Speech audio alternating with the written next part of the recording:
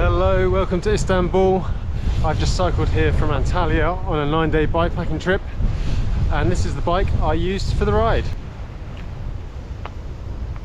So this is the bike I used for my trip. It's the Mason Bokeh, which is the gravel bike in the Mason range, and it's absolutely perfect for a trip like this to Turkey. So as you can see, I'm running a 2x setup.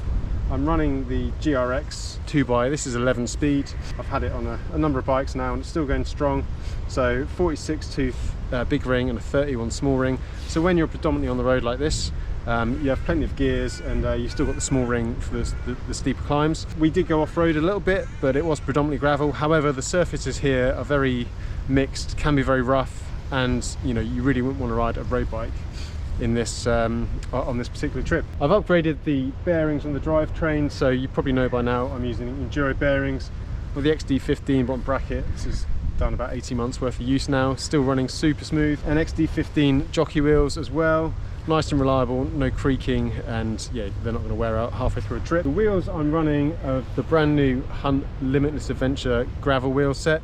Now these haven't been launched just yet, they're a pre-production version and I've been doing the final testing on them, but they should be out pretty soon. And essentially they're the new Limitless gravel race rims, laced up with 28 spokes as opposed to 24 spokes. There's a ratchet free hub and the J-bend spokes as well, and yeah, they should be a little bit more durable and great for fast loaded rides such as this one.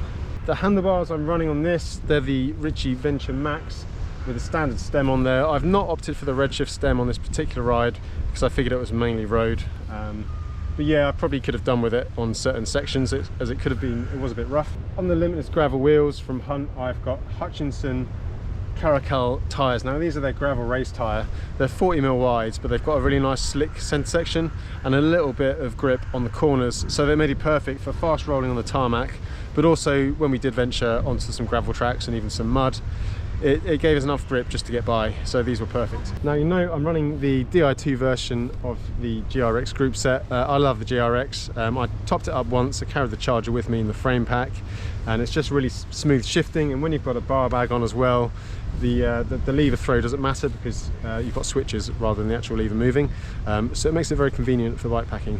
The seat post is Mason's Penta seat post, 31.6 in this one. So the saddle I used is from Ergon. It's the SR All-Road Core.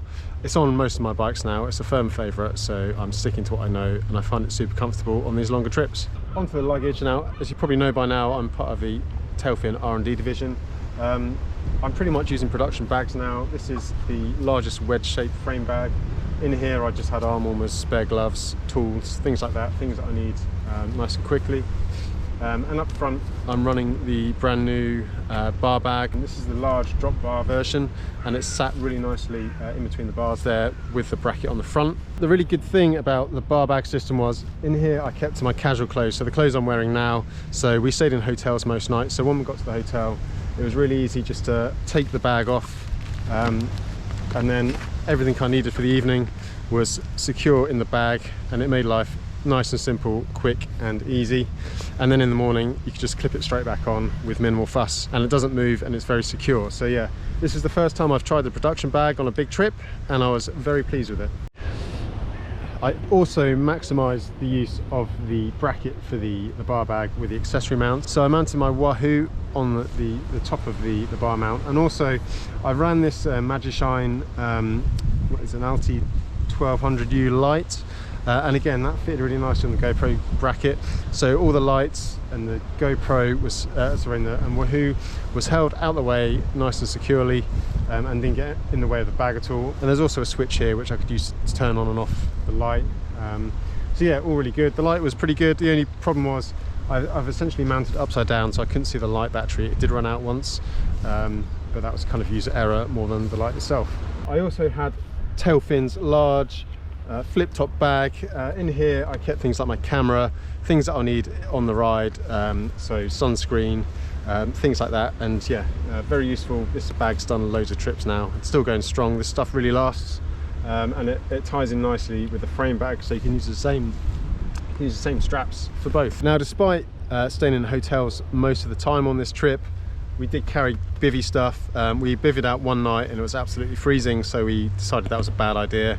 But I did carry my bivvy stuff and my rain jacket and rain trousers in the aero pack here. This is another prototype from the Tailfin R&D division with side pockets. I think they may be coming into production at some point, but don't ask me when because I can't give you an answer. But yeah, this is tried and tested. It's done Silk Road and a few other events. Works really well for me, and yeah, performed again really well on this trip. On the back of the arch you can see I've got two lights. I've got a redshift light and a Magishine light. Both worked fairly well, although the Magishine one doesn't seem to last all that long, but it's sensible to have two lights anyway, so it wasn't an issue if it did go flat. And yeah, mounting on the carbon arch here worked really well. So there we go, that is the Mason Bokeh that I used for my Bikepacking Turkey trip. Check out the videos on the actual ride itself, and I've got the route details and a write-up on my Substack, so check that out if you want to see the GPX and route description. And thanks for watching, and see you in the next one.